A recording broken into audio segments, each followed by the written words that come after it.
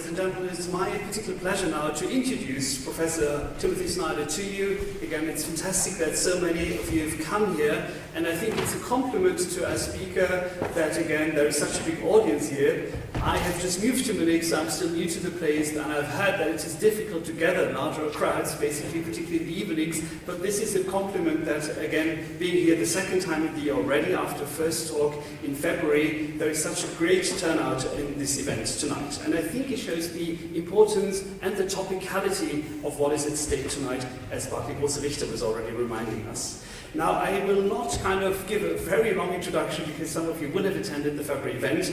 I will just say a few things to remind us of who our distinguished speaker actually is. Now, Professor Snyder is, I would like to say, a leading expert on European history and one of America's leading historians and public intellectuals. In real life, if you will, he is also the Richard C. Levin Professor of History at Yale University and a permanent fellow at the Institute of Human Sciences in Vienna, which means that he also has very strong transatlantic links from his research, but also from his academic work and the more administrative side of this. The list of reviews and prizes that he's received for his publications is longer than the publication list of most scholars, I should say, which again is another sign of distinction. I could now speak for the next half hour just naming the various awards and distinctions, which I will not do. I'll just mention a few of them. The Andrew Carnegie Fellowship in 2015, the Harvard Foundation Prize, along with state orders from Estonia, Lithuania, Poland, amongst many other awards and prizes. The CV, in a short summary, goes the following. Grew up in rural Ohio, then did a BA in European History and Political Science at Brown University, a DPhil at Oxford, where he was a Marshall Scholar. Then he had a couple of fellowships to then join Yale University almost some 20 years ago. From there, he's also been busy working at other places, accepting visiting professorships and other fellowships at places in Brussels, Leiden, London, and other universities. He has impressive linguistic skills, which have also helped him to overcome European history's long obsession to basically define Europe as Western Europe only, and to demonstrate with his long list of publications that for core issues of modern European history, one has to look further east to Central to Eastern Europe to really understand what is at stake here. I think to briefly summarize the impact of Professor Snyder's work, it is maybe a good way to summarize, to refer to an article that the New Yorker did last April, which remarked that book promotion tours of most scholars are normally sprints, which only last for a few weeks. For Professor Snyder, however, the New Yorker argues, this sprint has turned into a 10-year marathon with a constant flow of publications that also receive a lot of attention and again have raised a lot of discussion also. And I just want to mention a few of the latest publications. I just mentioned three here. Bloodlands came out in 2010, Europe Between Hitler and Stalin, which won several awards and was translated in more than 30 languages. Again, something very few history books can say of themselves. Which, amongst other things, I think stands out because it reintroduces transnational spaces into the debate about the Holocaust and mass killing unleashed by both Nazism and Stalinism during the 1930s and 40s. It assesses the terror of the two regimes and also how they interacted with each other, but also very much it looks at the spatial contours where most of the killing actually took place in that zone from the Baltic states down to Ukraine, Belarus and Poland. And I think it was path-breaking also in that way, but also a disturbing book, if I may say so. If you just read the first page of the book and see how many of the actors that are introduced in the first lines get killed, you will see what is at stake here and how kind of this Bloodlands is a problematic past of Europe that really has to be seen in this fresh light. From there, I'd like to mention the second book, Black Earth, The Holocaust as History and Warning, from 2015, another international bestseller by Professor Snyder, in which he reinterprets the Holocaust through the prism of ecology. And that is, of course, a very different approach to the transnational spatial approach of the book I mentioned a second ago, which just shows how original and also innovative the research that he does is. This book very much builds on a careful analysis of Hitler's Mein Kampf, according to which World War II built on a Darwinian vision of humanity building on the near starvation of a lot of German population during World War I. Food supply, therefore, are seen as key, not just in history, but also for present-day concerns. And I would want to remind you that Professor Snyder is not just a historian who's worked about the past, but is also very interested in what we can learn from the past for present-day and future concerns. And that also certainly leads me to the book that he presented last year, in February when he was here last, The Road to Unfreedom, Russia, Europe, America, came out in 2018, both in German and in English and many other languages. Again, I will not elaborate on this because it was presented here only a few months ago. Rather, I want to say a few words on Tyranny, 20 Lessons from the 20th Century, which came out in 2017.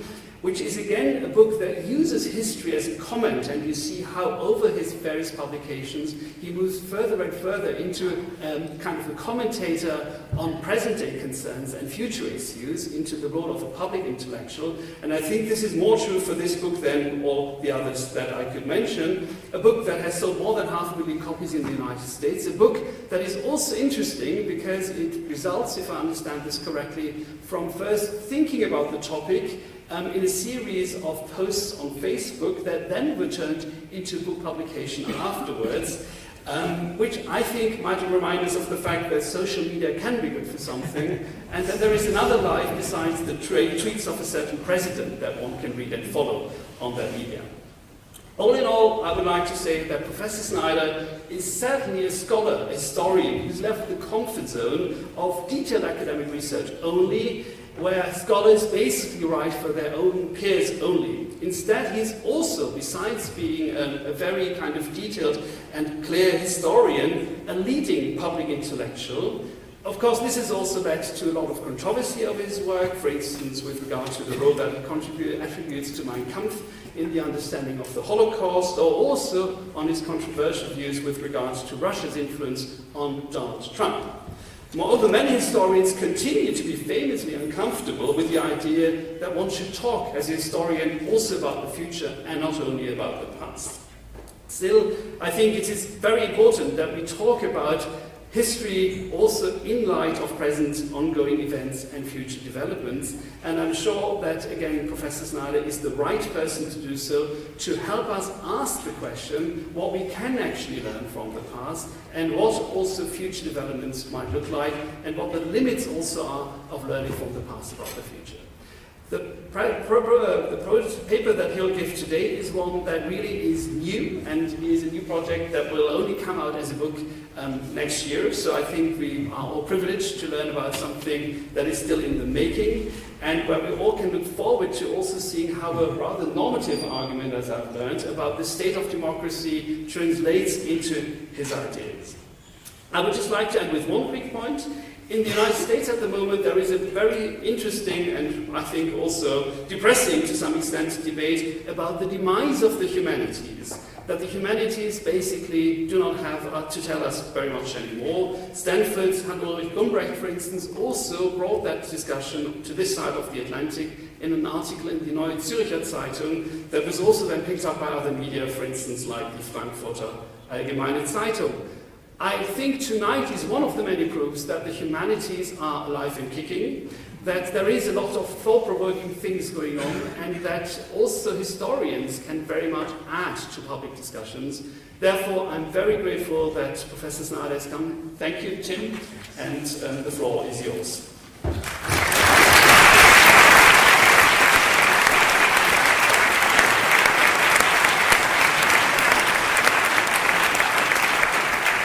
Thank you very much, Professor Patel, for the kind introduction. I'm very glad to have this occasion to meet a colleague and to welcome him to a place that I came to several months ago. It will be a treat to you to be exposed to his way of teaching history. Thank you to the university, thank you to America House, thank you to Bartley Grosswictor and the Yale Club. Because I go to this Yale Club events, I don't feel I have to do other Yale Club events. I feel like this counts for like 100 times going to the Yale Club of New Jersey. Oh, you're taping this, aren't you? Okay, so now I'm going to hear from the Yale Club of New Jersey at least 100 times. Kiran Patel is exactly right. This talk is not a history talk. So I want to disabuse you of that and head off any questions about that from the beginning. I'm happy to talk in the Q&A about history. I haven't forgotten what I know about history, however modest that might be. But this talk has a very different purpose. What I'm trying to sort out in this talk is a question which is both normative and which has to do with the future. Oh, and by the way, the idea that historians never think about the future is palpably false, right? So if you're a German historian, for example, you're thinking, when am I ever going to finish my 900-page monograph, right? That is a question about the future. I mean, it may not be an interesting question about the future, but it is a question about the future. So now that we've settled that historians think about the future, we can think about interesting questions about the future.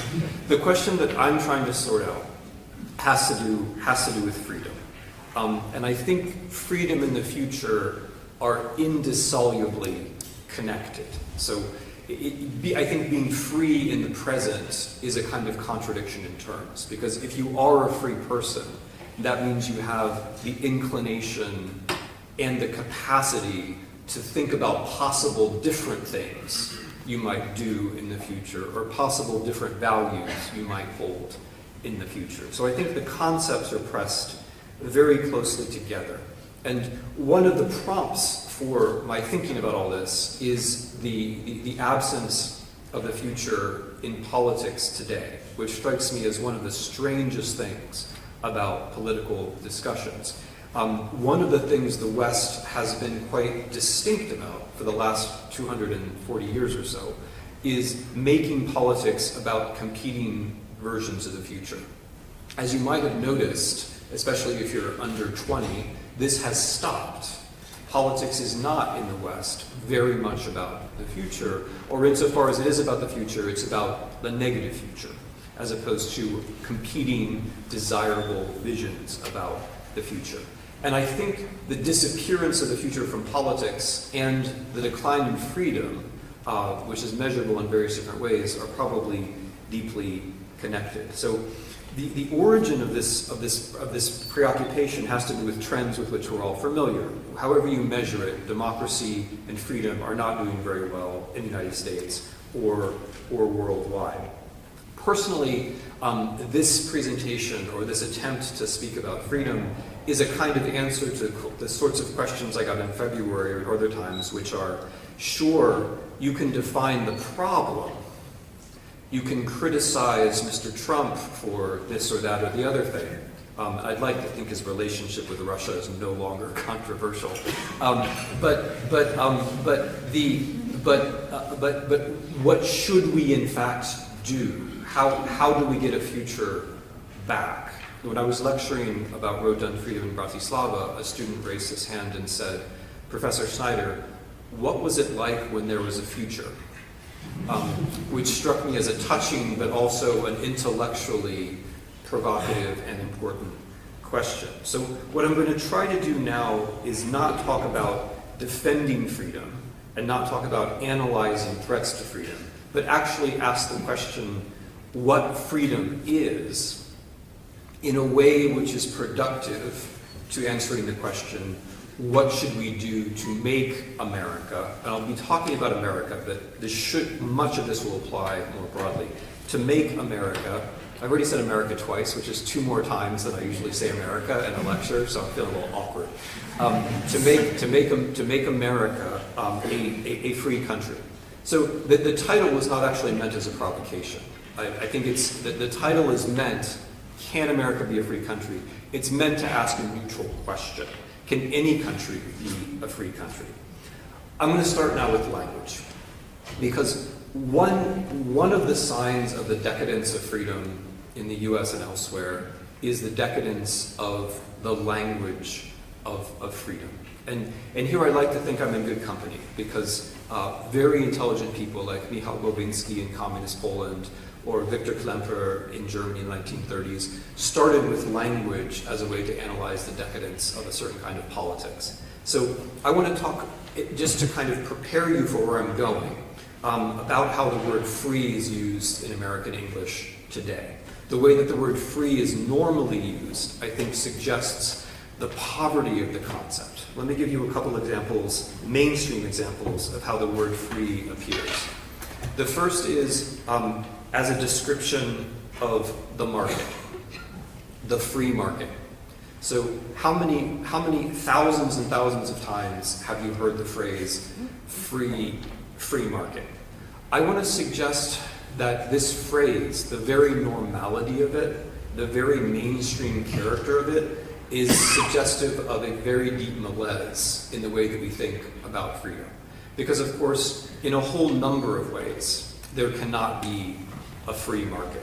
The fact that we have accepted this propaganda trope as mainstream English is very problematic. Why is it a propaganda trope? Well, for one thing, if you take the idea of freedom seriously, freedom applies to people. People are free or not, right? Not abstractions or social conventions. And the market is two things. It's an abstraction and a social convention. So people can be free. The moment that you say free and then follow up with an abstraction or social convention, you are basically saying, I don't care about free people. I'm going to take that adjective and put it somewhere else entirely. And we take that as normal in American English. That's the first way that that concept makes no sense. There's obviously a second way, which is that there is no such thing as a free market. So to use the words free market is a kind of ennobling absurdity. It's ennobling because free means good. It's an absurdity because you can't have a market without a state. The free market without a state is, I'm trying to look for a victim here. I take your money, right? That's the magic of the free market, right? Or I conquer your territory and expel or kill the indigenous people.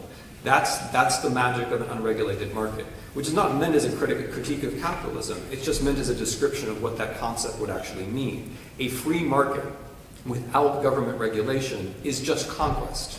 It's nothing else. You have to have a state to have property rights. And once you make that concession, you have to have the state for property rights, then it's just a discussion about what else you need the state for, right? So the free market is a concept which takes freedom away from people, and it's internally contradictory. It makes no sense, and yet we say it all the time. And there's a third problem with it.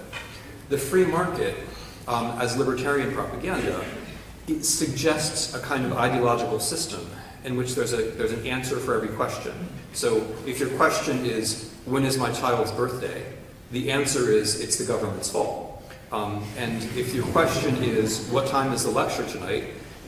The answer is, the market is the solution, right? So the libertarianism is a classic ideological system which spins out, and it's algorithmic actually, it spins out answers to every question and creates the illusion of a coherent whole, right? It creates the illusion that we have a machine that can actually answer every problem. If you think this is just a joke or some kind of academic reflection, then you haven't been paying attention to the last 30 years, right? This is an ideology, and the thing about ideologies is that they pose as not being ideologies. And that's not just true of libertarianism, it's also true of, it was true of Marxism, it's true of any ideology. The first sign of an ideology is that it claims not to be an ideology, just a neutral description. And it claims that its language is not particular to it, but just an objective description of the world. Okay, so if I didn't get you with free markets, let me try you with free speech. So if you have anything to do with, if you have anything with American universities, you may be aware that people talk about free speech a lot. This is, I mean, yes, we're now nodding. Good, free speech. We know that's a problem in American universities. Okay, let me take it up to that level. Compare it to American corporations, why don't you? See how much free speech there is in American corporations. The irony of the free speech debate is that the university, of course, is pretty much the only place in the U.S. where people enjoy substantial freedom of speech. So there's a little Orwellian twist to remember at the beginning of this conversation. The fact that the universities are being attacked on questions of free speech is quite suggestive of people not caring about free speech, because the university is pretty much the only place where people can, in fact, speak their minds. But that's not where I wanted to go with this. I wanted to say something else.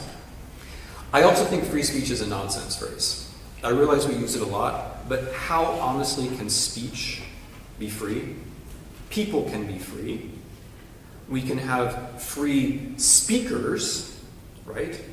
You could have a right to speak freely, That's one component of your being a free person. So if there is no such thing as free speech, and I think there isn't, but there is such a thing as free speakers, then what follows is very different. If there's such a thing as free speech, do you know who gets all of our attention and concern? The bots.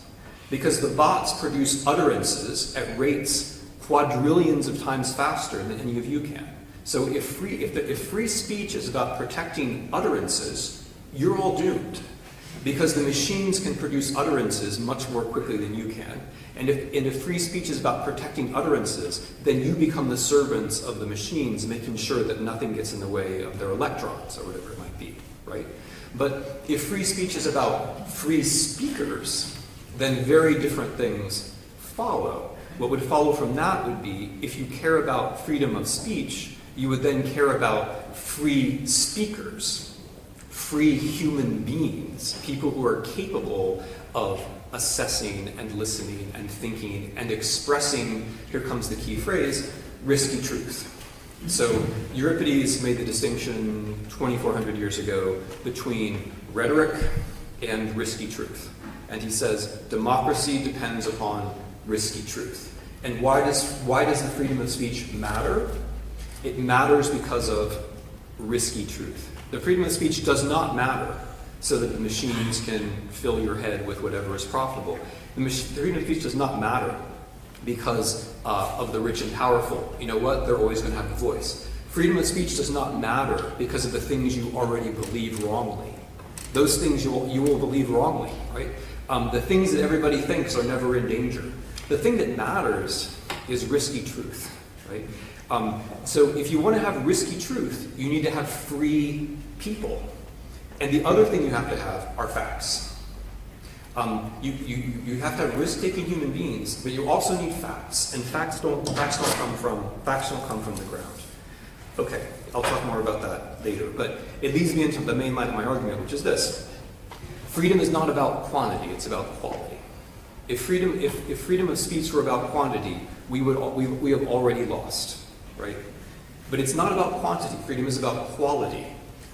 You can't mount a defense of the freedom of speech, or in my view, of any other freedom, without starting from some kind of value. I don't think you can talk about freedom without talking about values. Okay, so this leads me to what is freedom? Okay, that's an easy one. And you might want to raise your hands. So there's a long tradition, which I think is respected and convincing, which says that freedom has to do with the border between the physical world and the human world. That what freedom has to do is with the things that are not predictable in the four-dimensional world, the three dimensions of space, the fourth dimension is time. The freedom has to do with the things that cannot really be classified that way. So I'll just give you a very simple example. A girl rings a bell at 1 o'clock in the afternoon on the 4th of July, 1976. So I can give that to you as an entirely physical description. Gravity crushes hydrogen into helium, which releases photons, which hit some leaves on Earth, which then create chemicals which are called carbohydrates, which human beings can eat, which gives them energy in the mitochondria of their cells, which allows the girl to lean back on the rope and pull it, and then the bell makes a noise, right? So physically, we just have light waves becoming sound waves. We just have electromagnetic energy becoming kinetic energy. That's it. But the thing is, we know, don't we, that that's not an entirely satisfactory description. We know that when the girl rang the bell, she understood those physical processes. And a world in which people understand physical laws or physical regularities is very different from a world in which those physical regularities simply exist. More than that, we know that her action had some meaning for her. She might have thought, here I am signaling that it's time for people to come eat lunch. Or she might have thought, it's the 200th anniversary of the Declaration of Independence of the United States of America, and my ringing this bell has something to do with freedom.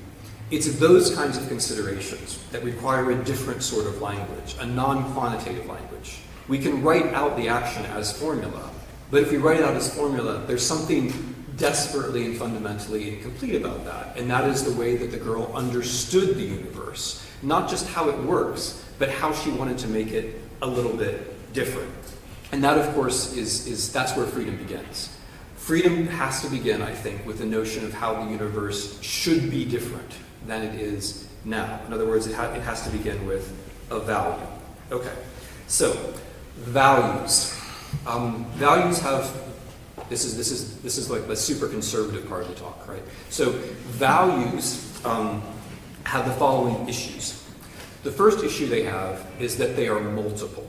There are many different values. And to make a long story short, if you think there's one value, then you're a 20th century totalitarian, right? If you think that there's one value, that means that everything has to be sacrificed and everyone has to be sacrificed to that value. If you think there are zero values, well, then you're in the mainstream of politics today, right? If you think there are zero values, you are not a totalitarian, you are a no-talitarian. And there are similar implications to zero values, right? So both one value and zero values actually lead you to similar places. If you're sure you're right, that means you should kill the people who are wrong.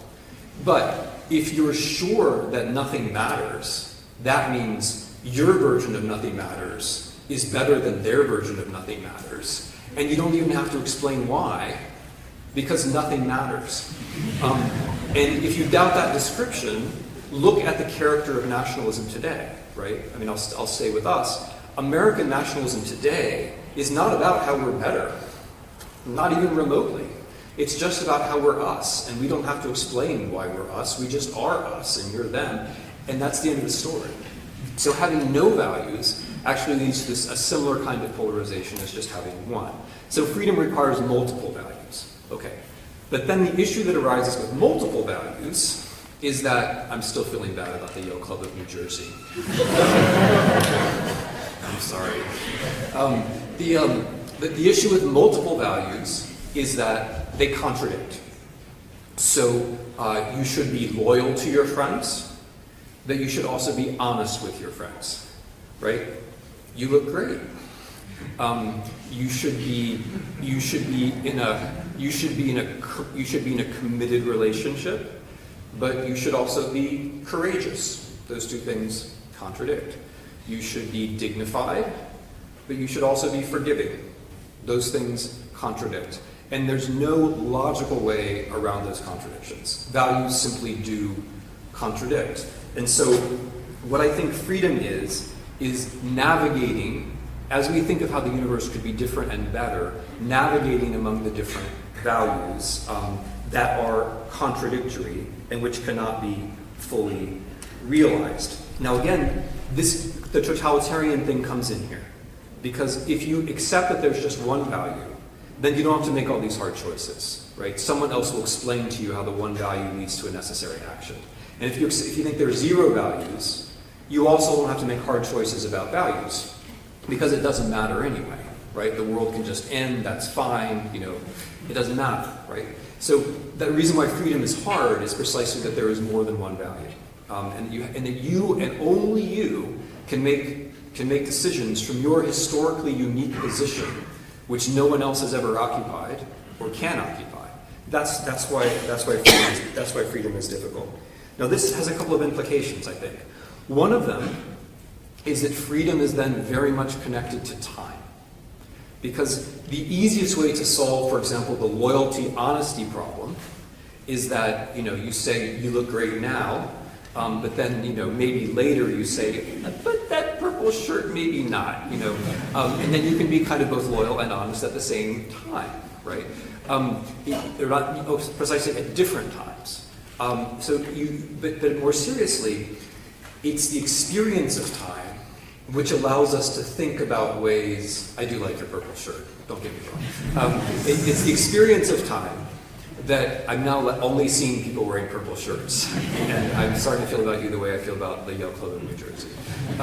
The experience of time gives us a store of values which we then consider, right? Because when we hit a tough decision at any present moment, it's not like we then invent a new treasure house of values. We only have the values that we brought into that present moment. So you need time and you need the ability to think in time, which suggests another requirement. And now I'm going to start talking about structure, which is capacity.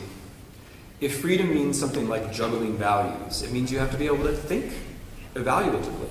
It means you have to make these combinations yourself. Remember, no one's going to do it for you. There has to be an individual capacity to do this. And the tricky thing about individual capacities, and now I'm now moving into structure and what I think is necessary for freedom. The thing about individual capacities is that no individual in the history of our species has ever developed them individually. This is okay. So now I'm going to go into structure and talk about several things that I think are necessary for freedom in the world. I'm going to call them sovereignty, unpredictability, mobility, solidarity, and factuality. What I mean, so what I mean by sovereignty is how do we become those people who are actually capable of making these choices? And that seems to me to be a very important question, which is not necessarily always addressed, at least in the Anglo-Saxon tradition of talking about freedom. Because, I mean, basically, the Anglo-Saxon tradition of talking about freedom assumes that you were John Stuart Mill, and that's the British Empire behind you, right? It assumes that there are all kinds of assumptions built in, right? You've had a good education, you had the nannies, you had the public schools, right? You have the philosopher friends, you have the, I'm just staying with John Stuart Mill, you have the nice parties. That assumption is built in.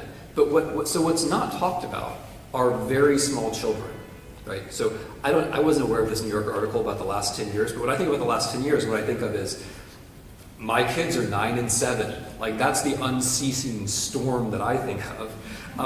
And that, that I think is a very important recognition for freedom. That, I'm not going to talk about things we know. We know a lot about brain development. We know that between the years 0 and 5, an awful lot happens or doesn't happen. And that what doesn't happen cannot necessarily be corrected later on. Which suggests that if you accept some notion of freedom, which is like this one, it means that you have to care about early childhood development. Because without early childhood development, you don't have capacity. And I'm not trying to develop capacity, by the way, in a yes-no sort of fashion.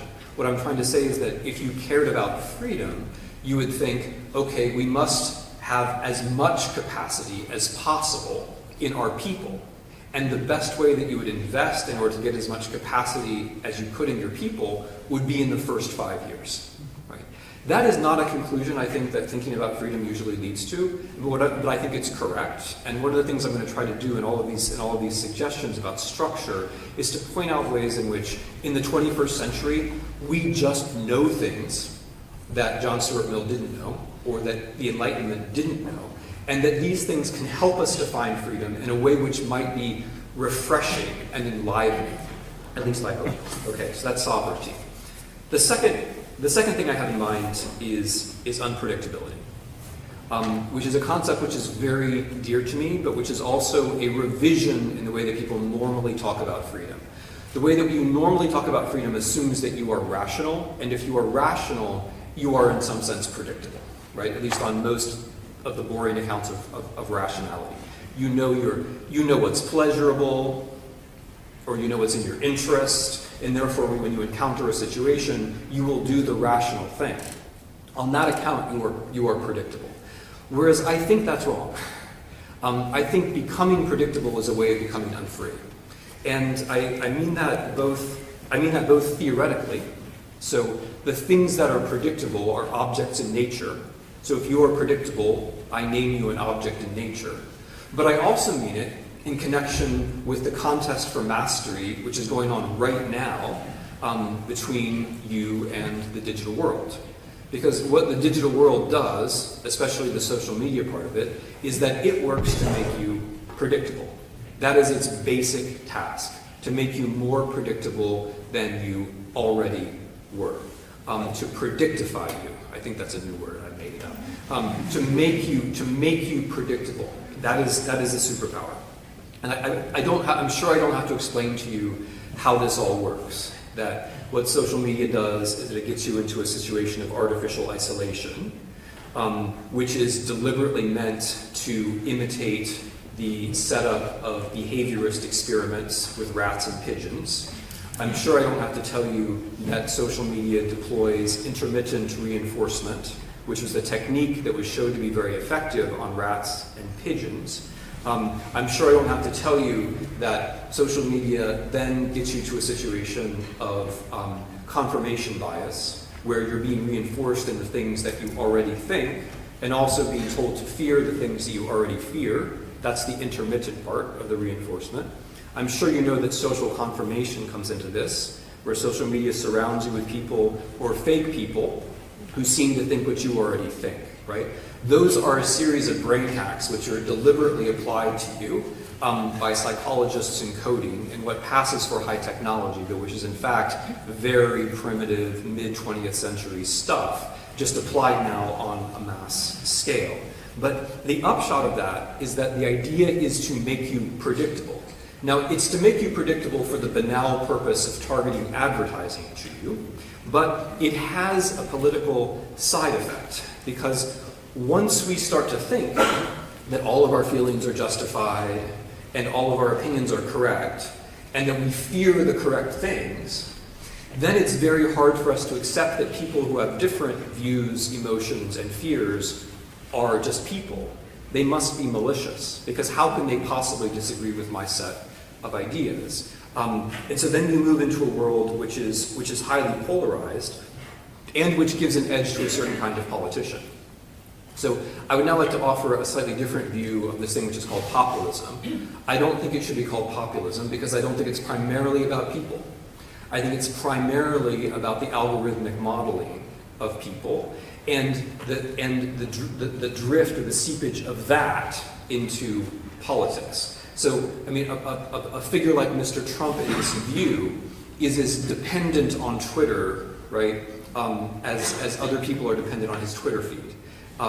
Politicians who are judging their speeches, and I know there are none here in Bavaria, but politicians who don't utter a word before hiring private firms to test the tropes, right, algorithmically, they are following what social media is doing, right? And the consequence of that is this thing that we experience every day, which is leadership crisis. You can't have humans leading other humans if everything is predictable, because leadership is always unpredictable, right? And so politicians who owe their success to gaming an algorithmic system cannot be leaders. It simply can't happen. Okay, so this is why I think predictability is so important, and why unpredictability precisely is a feature of freedom. So one of the things which has happened to us, especially Americans, is that we move a lot less, and this too has got me thinking. The 11 hours a day in front of the screen has got me thinking. Not the 11 hours a day I spend in front of the screen, because you may have noticed that actually you don't think at all when you're in front of a screen, or maybe you haven't. Okay. It's like it circles downward. But one of the things that's characteristic of Americans is that we move much less now, physically, and also socially. Social mobility has slowed to a halt, and this is the next structural thing which I think is very important, which is motion. So my first one was sovereignty, and by sovereignty I meant the ability of children to develop capacity so that they can make choices. The second one was unpredictability. The third one is mobility. Now here I need to stop and again say a word about what discussions of freedom I think have previously assumed. I think discussions of freedom, in the language I'm speaking now, have generally assumed a thing that I would call imperial mobility. By imperial mobility, I mean the assumption, usually unstated, that there is always more land out there inhabited by people who we can disperse or destroy, right? And I don't mean that as some kind of like, gamey lefty thing to say. I just mean it as a description of the world in which, for example, John Stuart Mill was living, or the founders of the United States were living. If you're thinking about freedom in the late 18th century on the eastern seaboard of the United States, you know perfectly well that there's a whole continent out there And the way of thinking about freedom has to do with the sense that there's unlimited land, unlimited resources, and whoever is there, we can move out of the way, right? There's no sense in which freedom is going to be extended to the Navajo or the Sioux, right, or the Lakota. That never comes into the picture. They're to be wiped out. Now, again, this is not to make a great critique of the American Empire, which I'm happy to do in another 45-minute lecture. It is instead to make, for what for me is an analytical point, which has to be made sooner rather than later. If you care about freedom, that kind of mobility, I think, is unconscionable, but it's also impossible. So even if you would secretly like to continue exterminating Native Americans, it can't be done on a mass scale anymore. There isn't territory left. And this is a description of the United States, but it's also a description of Europe. This is a description of the second half of the 20th century in the transatlantic world. We ran out of territory. More than that, we got pushed back, or I should say you got pushed back. The Europeans were pushed back into this little bit of an edge of a continent where you currently reside, having run much of the world for 500 years, right? So the thing that comes to an end, I'm calling imperial mobility. And I think imperial mobility is structured into the way that we're used to thinking about freedom, that you can always stop what you're doing and go somewhere else. So that's problematic, but I do think that mobility is indispensable. Being able to think, I could go somewhere, I could be doing something better, I could do something different than my parents, I could be in a different land or a different state tomorrow and still make it. I think that kind of thinking is indispensable. So where do you get it, right? And part of the answer, I'm not sure I have the whole answer, but part of the answer surely has to do with social mobility. So to stay in the US, the end of imperial mobility for a while coincided in time with the rise of social mobility. So the 1940s through the 1970s were the decades of the American dream, in the sense that these were the times when the gap between the richest and everyone else closed, and in which there was the most social mobility. Since 1981, that has basically been reversed. Some of that has to do with globalization, but a lot of it has to do with simple policy changes. And the consequence is that American social mobility has been crashing for about the last 35 years. So if you lose imperial mobility and you lose social mobility, where are you? I think where you are, and this is a theme in the last book, but I think where you are is in a politics of time.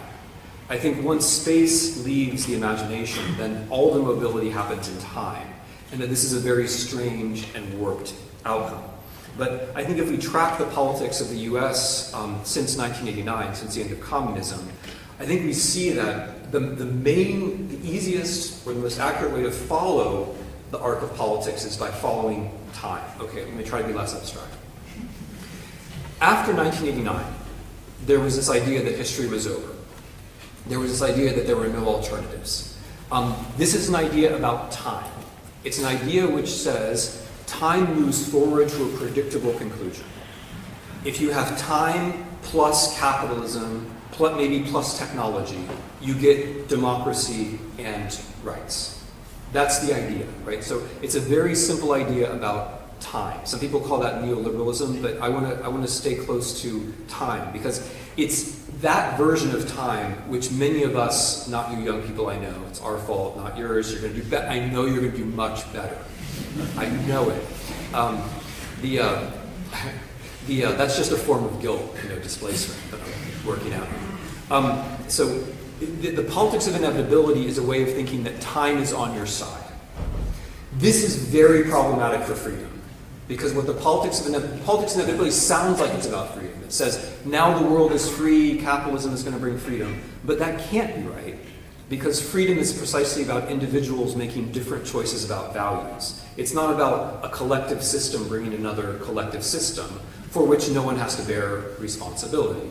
So that collapses, and the form of politics which succeeds it, which I think we're in the middle of now, is the politics of eternity, which I think is characteristic of Brazil, America, much of Europe now. In the politics of eternity, you give up on the single future. You still say there's no alternative, but you're stuck in the present. You're held down in the present. What politics gives you is constant nostalgic references to a past which never was, and it gives you a flurry of emotional stimulation to keep you fixed in this moment, Whether you like it or whether you hate it, it doesn't matter. You're fixed. You're fixed in the moment. And in the politics of eternity, the basic dynamic is always we are innocent and they are guilty.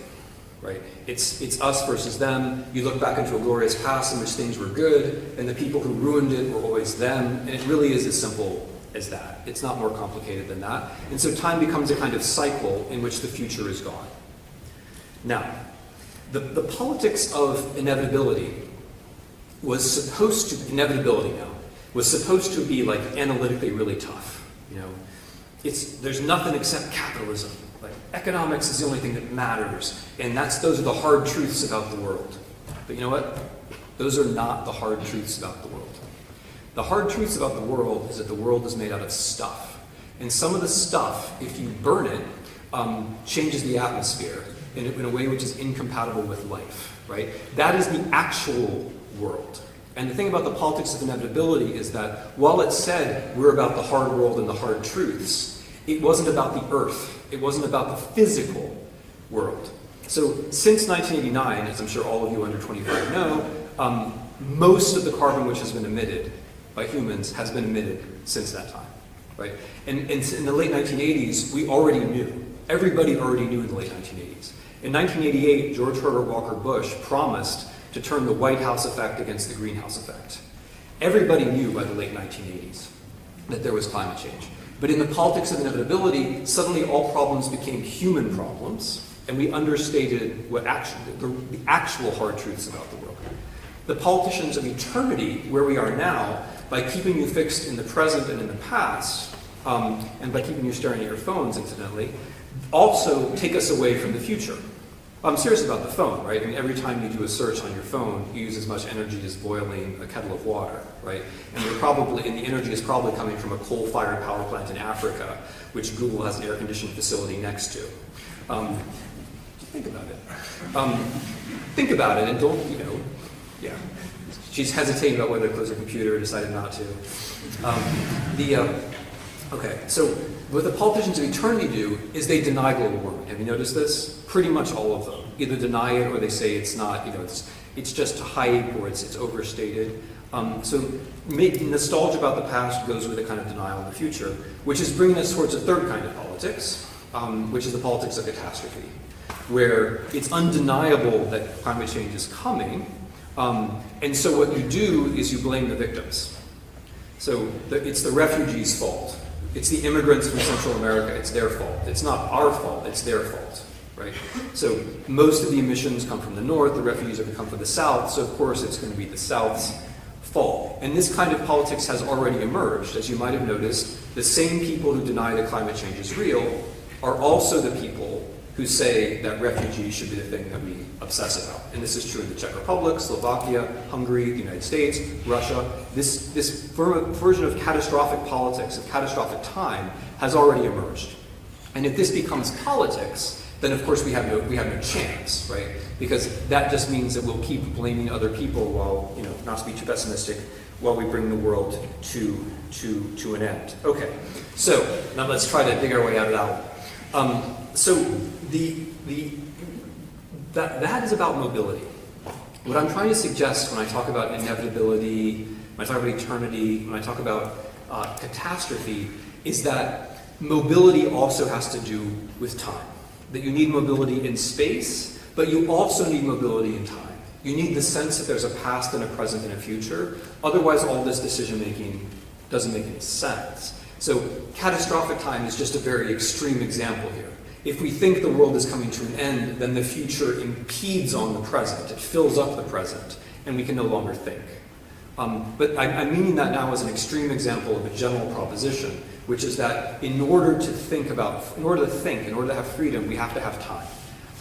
And so one argument for solving climate change, I realize there are others, but one argument for solving climate change, or making a beginning anyway, is to relax some of the pressure on time.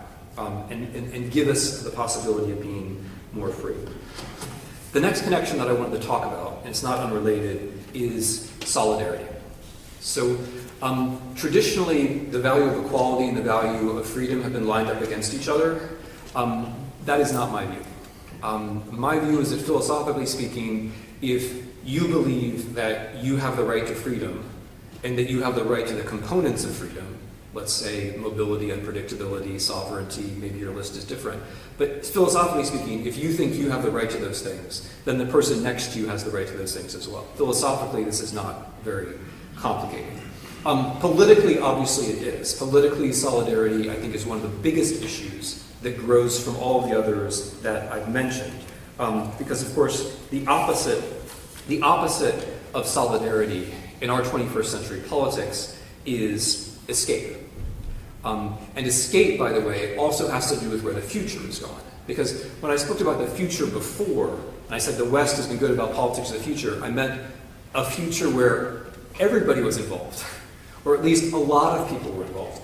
What's happened to the future in the politics of eternity is that it's been monopolized, or there's now a cartel over the future, right? So you're going to go to Mars, and you're going to go to some exoplanet of some other system, and you're going to live forever, and you're going to live forever on Mars, right? Because each of you has $50 billion, and that's how it's all going to work out, right? So that is the way the future has been captured, right? It's been privatized, it's divided up, it's been divided up. And that notion of politics is the opposite of solidarity. That's escape. And it's very important, right? I mean, it's trivial to say that these things aren't going to happen. They're not. I mean, there are going to be, I'm just happy to be recorded saying this, there are going to be no immortal earthling billionaires living on Mars. Not going to happen. But the fact that the future is located that way, of course, has real costs for the present, right? So I think it's very important to recognize escapism as the opposite of solidarity and to think about what it would mean in practice to bring all of our escapees back home. The last precondition, which I suggested before, is what I would call factuality. So again, here I'm trying to revise what I take to be the mainstream of thinking about freedom. In the mainstream thinking about freedom, we assume that the facts are just out there. That is clearly not true, right? It's clearly not true that the facts are just out there. What's just out there, especially in our technological world, is what we want to hear or what's useful for other people for us to hear. Facts take labor. This is Simone Weil put this point very nicely. Every fact, she says, requires labor. Every fiction requires no labor. And the internet has basically put that up to scale, right? Fictions and plagiarism are free and easily distributed, but every fact is costly. And by the way, they're also rare and ever rarer, because in order for facts to exist, a scientist or a historian or most likely an investigative reporter has to actually go out and do work. And that work costs money. It's just a lot easier to transmit to fiction. So the basic assumption that we're living in a factual world turns out not to be true. Facts are there, but you have to work for them. The second assumption is that if you just have a free discussion, the truth will rise to the top. Okay, that wasn't true when Milton said it in Areopagitica, and it's definitely not true now. There is no magical mechanism by which just having a free discussion will lead to the truth winning. It leads to the winner winning. The winner of the argument is the winner of the argument. There's no particular reason to think that what that person is saying is true. It's convenient and nice to think that that's true, but it ain't true. Okay, so what follows from that is that factuality you have to care about factuality as a value, right? And it follows from that the truth requires a certain sense of responsibility. Now, why are the facts so important? You might be wondering, right? Facts are hard. A colleague of mine who teaches at another Connecticut school, which should remain nameless, teaches history, and her students came up to her after one class and said, Professor, are these facts mandatory? Because we already have our ideas about history, and we were just wondering if that's enough, or whether we actually need these facts too. Yeah, laugh away. That's the world. The why. So I'm going to make a case as to why facts matter. Here's my first point. Facts matter because they're the only unpredictable thing. The only unpredictable thing is a fact. What you want to hear, I can figure out. I can pay somebody to figure out what you want to hear. A fact is unpredictable. What's going to happen after you leave this auditorium is actually unpredictable, right? The things that have happened in the last 5 years, a lot of those things we didn't predict, did we, right? Facts are unpredictable.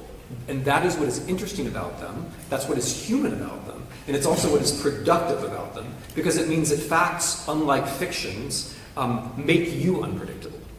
And it also means that facts, unlike fictions, are a test of you. Goethe had this nice phrase, which I really like, significant roughness.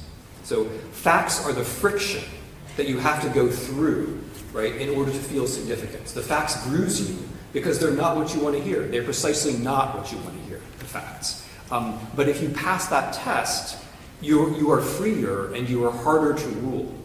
And the facts, by the way, are also the best antidote against social media, right? They protect you from the things everyone is trying to tell you. The facts are also important because the facts are the only basis for common discussion. So if I'm right that values are different and should be different among free people, then what we have in common is, or what we can at least approach some kind of commonality about, are the facts. You might care less about water pollution than I do, but we can agree about a measurement of mercury in the water, right? But if we don't believe there's any truth about mercury in the water, then it doesn't matter. Then there's no discussion. The other things which become impossible without facts are civil society and the rule of law, right? A lot of important things depend upon facts. So that's my case for facts. But then what follows from that is that if facts are important to freedom, and facts don't produce themselves automatically, if you care about freedom, you have to care about the production of facts. And here I am, I'm going against the weight of opinion about free speech, which just says, hey, just throw it all out there, it'll be fine. Well, it's all been thrown out there and it isn't fine, right? It's all been thrown out there and it's not fine.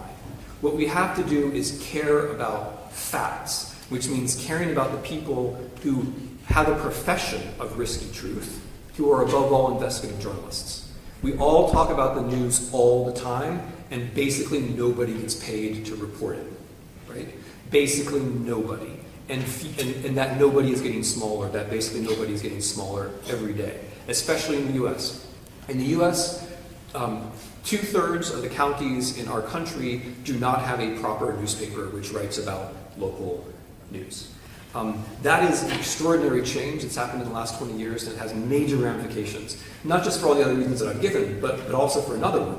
When you lose local news, then you think the only thing that matters is the national. And the national is distant and abstract and polarizing, unlike the mercury in the water, which might bring us together, or the weather, right? The national politics polarizes. It makes people red and blue more than they were before. And national politics also tends to lead people away from the local news into the internet, where then their emotions become more predictable, and so on and so forth. So now we're at the final part of what I want to say, which are recommendations. So my first recommendation is that we have to support investigative reporters. They are the heroes of our time, and heroism is just too much to expect. So very briefly, because I've been abusing your patience already, let me give you a few more ideas of what I think policies would follow from this. So policy does follow, is the first thing I want to say. I'm not making a case for freedom which says you can just let things go and we'll all be free. I don't believe that. I'm not making a rhetorical case for freedom which says we just have to say the word free a whole lot and then everything will be fine. I'm making a case for freedom as a value, that's the conservative part, as an indispensable value because it's what allows us to juggle and to deal with and maintain other values. If that's true, then it follows that you have to do things about it. There's no automatism as to how it would realize itself in the world. So one recommendation would be we have to solve catastrophic time. We have to have an energy transition, and that energy transition has to be apparent. Otherwise, we lose freedom before we lose life. So I could talk longer about how the energy transition would look, but I take it that you have a sense of that probably already yourselves. Second policy recommendation. If we want sovereign children, that is, if we want to have people who are capable of being free because they can envision more choices and because they have a wider range of values, then we have to throw many more resources at the education and the upbringing of children from 0 to 5. If you're German, this stuff is going to seem self-evident, but if you're American, it's not. This means things like paternity leave, vacations, sick days, all that basic stuff. And it also means the welfare state.